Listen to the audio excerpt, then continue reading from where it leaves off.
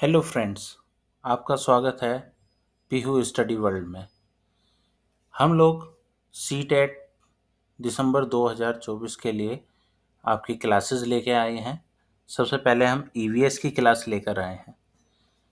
EVS meaning पर्यावरण अध्ययन। इसमें जो हम शुरू में इसके महत्वपूर्ण विषय के बारे में पढ़ेंगे जिसमें से आपके क्वेश्चंस आते हैं, वो है आपका परिवार और मित्र, जिसमें से आपको क्वेश्चन मिलते हैं संबंध के बारे में, कार्य और खेल के बारे में, जानवर और पौधों के बारे में। अगला टॉपिक होगा भोजन, भोजन के स्रोत, भोजन के घटक, भोजन का संरक्षण। तीसरा टॉपिक होगा हमारा आवास, घरों के प्रकार होंगे, घर बनाने के लिए उपयोग की जाने वाली सामग्री के बारे में प्रश्न आएंगे। फिर आएगा हमारा जल टॉपिक, जल के स्रोत, जल चक्र, जल संरक्षण। यातायात और संचार, यातायात के साधन और संचार के साधन, इस पर हम लोग डिस्कस करेंगे।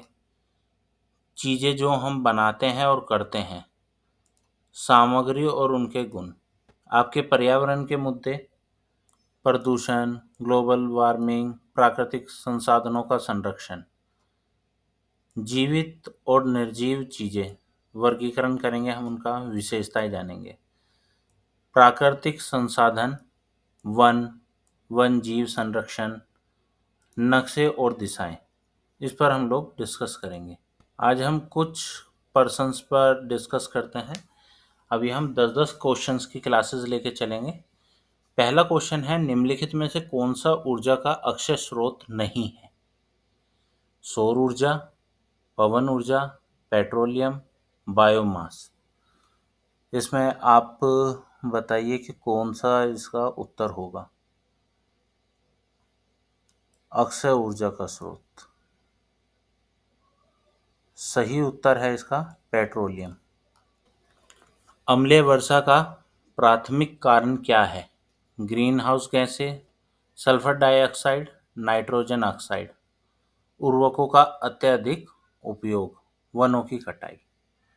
बताइए आपके हिसाब से इसका क्या सही उत्तर होगा। इसका सही उत्तर है सल्फर डाइऑक्साइड और नाइट्रोजन ऑक्साइड।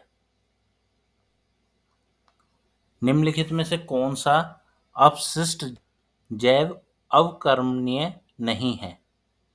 कागज, सब्जियों के छिलके, प्लास्टिक, सूती कपड़ा। सही उत्तर है प्लास्टिक। वह प्रक्रिया जिसके द्वारा जल भूमि में समा जाता है क्या कहलाती है? वाष्पीकरण, वाष्प उत्सर्जन, रिसाव, संघन। रिसाव। निम्नलिखित में से कौन सा जानवर शाकाहारी है? शेर, बाघ, हिरन, सांप। हिरन। यूनिसेफ का पूरा नाम क्या है? ऑप्शन ए संयुक्त राष्ट्र अंतर्राष्ट्रीय बाल आपातकालीन कोष, बी संयुक्त राष्ट्र अंतर्राष्ट्रीय समुदाय शिक्षा कोष, सी संयुक्त राष्ट्र भारतीय शिक्षा परिषद कोष, डी संयुक्त राष्ट्र बाल शिक्षा कोष। ए संयुक्त राष्ट्र अंतर्राष्ट्रीय बाल आपातकालीन कोष। सातवां प्रश्न, बच्चों को पर्यावरण शिक्षा सिखाने का सबसे प्रभावी तरीका कौन सा है? व्याख्यान विधि, गतिविधि आधारित शिक्षण, रटने की विधि, पाठ्य पुस्तकों से पढ़ाना। उत्तर बी गतिविधि आधारित शिक्षण। आठवां क्वेश्चन, परियोजना आधारित शिक्षण का उदाहरण क्या है? ए छात्रों को प्राकृतिक संसाधनों की परिभाषा याद करने के लिए कहना, बी एक जंगल की यात्रा आयोजित कराना और छात्रों से वहां पाए गए विभिन्न पौधों और जानवरों का दस्तावेज तैयार करने को कहना, सी प्रदूषण पर एक परीक्षा लेना, डी पूर्ण चक्रण के महत्व पर एक व्याख्यान देना। उत्तर है बी जंगल की यात्रा आयोजित करना। प्रश्न 9, वनों का सबसे बड़ा लाभ क्या है?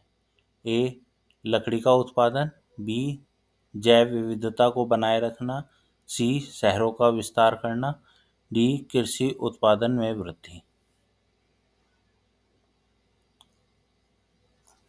जैव विविधता को बनाए रखना। प्रश्न 10, चिपको आंदोलन किससे संबंधित था? वन संरक्षण, जल संरक्षण, मृदा संरक्षण, प्रदूषण नियंत्रण। उत्तर है आपका वन संरक्षण। Thank you. अगर ये वीडियो आपको महत्वपूर्ण लगी है तो इस वीडियो को लाइक कीजिए, अपने दोस्तों के साथ शेयर कीजिए और आगे इस तरीके की वीडियो देखने के लिए हमारे चैनल को सब्सक्राइब करें। Thank you.